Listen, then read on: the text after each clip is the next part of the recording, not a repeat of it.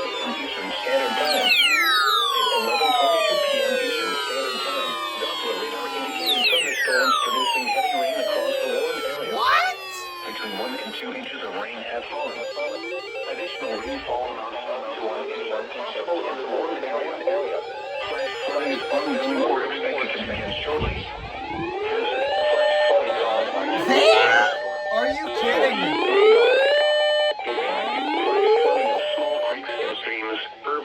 That is the smallest FFW I've ever seen.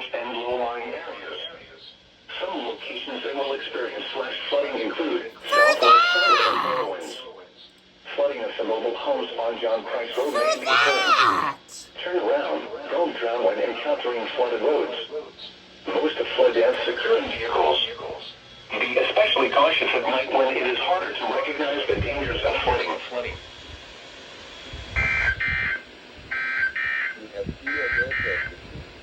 Flood advisory in effect until That is tiny for a flash flood warning. Urban and small stream flooding caused by excessive rainfall is expected. Where portions of Not even a flood warning. including the following counties. Just FFW. South Carolina, including the following counties. Crazy. When